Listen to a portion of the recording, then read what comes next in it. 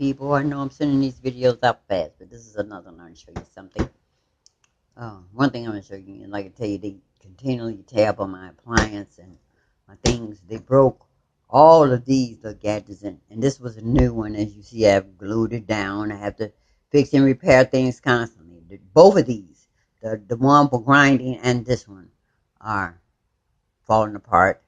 I just had this one 2 weeks, and already they've destroyed the bottom parts where that will hold them to move around. So this is glue. My freezer right here, as you can see, that look like rust. This was never on there. So they do some things in my apartment to make it look like wear and tear, but this freezer was so clean and had no marks on it. But this kind of stuff I'm not going to worry about because I'm not going to worry about material things. But the new one that I bought to this one uh, 2 weeks ago, it was black. This is my old one, and they broke up all of these that go to that one. So now all I have are the ones that I try to keep glue on them, keep them working. Because when I go try to find them in like Target, Kohl's, conveniently, nobody, Walmart, nobody has the parts that I need to use. So I have to try to keep these repaired. And my shoes get tore up and they try to make it look like wear and tear, like I'm worn them. But 10 pair of shoes in a month's time, wear and tear, please. Um, my blender, the rubber part things were torn up on that. I have lots of laptops, video cameras, all my appliances, egg slicers, glove, everything they can think to make it inconvenient for me to cook was systematically being destroyed. And no police has still come and done anything. But like I said, this is material stuff. Uh, I if something happens, I ain't gonna be able to take the freezer with me no way. So I'm not worried about this because whatever they take from me right now, God's gonna give it back 10, 100 times more. So I want to show you something right quick. Uh, my water is bad. My water is bad. So I have to either put vinegar in and drink with vinegar, or that's what I mostly do. Drink anything I drink in this household since they contaminate food. Most of the time I put vinegar in. So sometimes I want something sweet, a sweet drink. Like the last video I think I made about making vinaigrettes. Sometimes I use the vinaigrettes and add a little more sugar to them and make them a drink. But I want to show you this. This here, these are my freezer.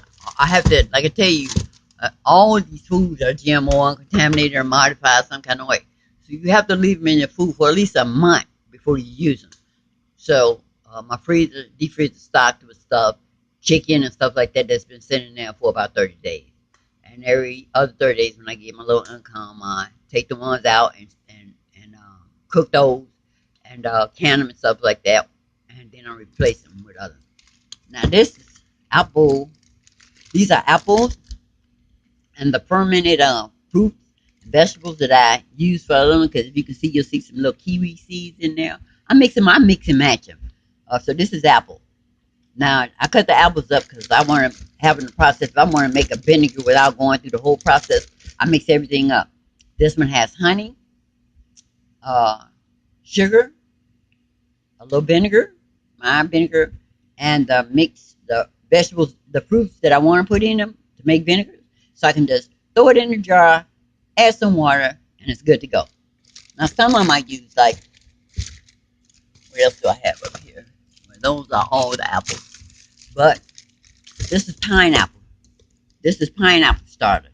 And I have the sugars already in these, and that NE means they're not fermented. So they're fresh fruits with the old fruits, with the sugar and the honey. And when I need to make some more vinegar, take them out the freezer and just put them in a jar, add some water, and they're ready to go. Now I have these with the sugars in them. And then I have some that I don't have sugars in. This is puree from some strawberries or raspberries. I didn't put a label on these. I did. So I use the pulp to make drinks with. Sometimes I make a smoothie. And because once the fruit is fermented, it will kill a lot of parasites and bacteria.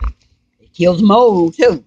So what I do is after the fruits, if I want to make a smoothie later on, I save the fruits. Now this is what I did yesterday. These ice trays. I took some about the cheap dollar store bag of strawberries, and I get some. Let's see what it is. I used about half a bag. Sorry, it's cold in here.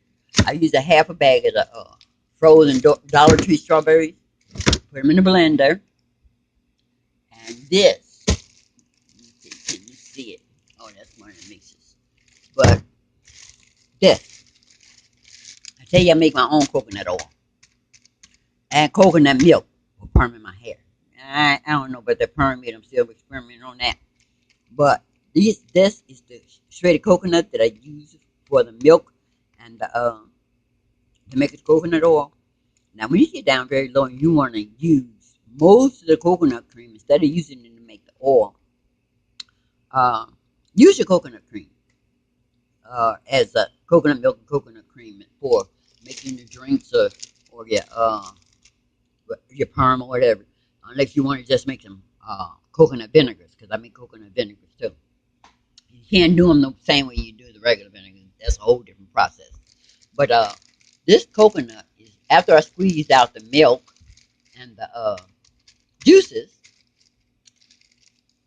you're supposed to fry the shredded coconut up to get your coconut oil. But I'll reiterate that again. When you go to the store and you see all of them coconut oils, those great big bottles, $7, and those big bottles for whatever the price is, they can't possibly sell you that much coconut oil at those prices because you only get very little coconut oil out of coconuts. So they have to have been added additives to it.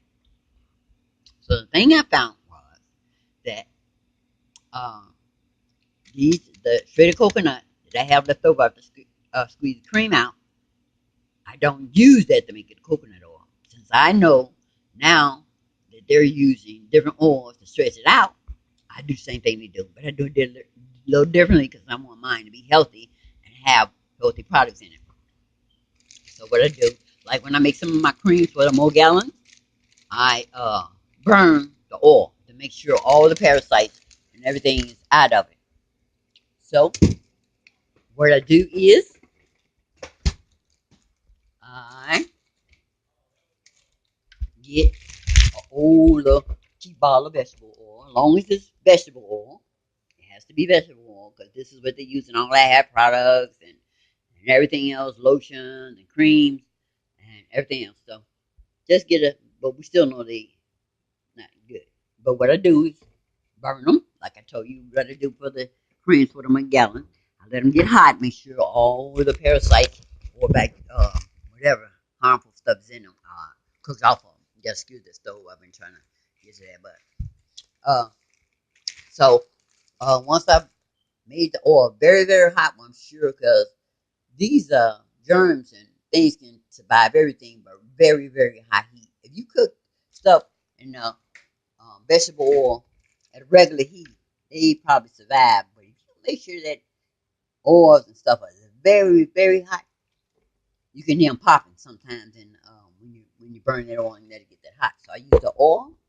I heat the oil till it get real hot. I let it cool down.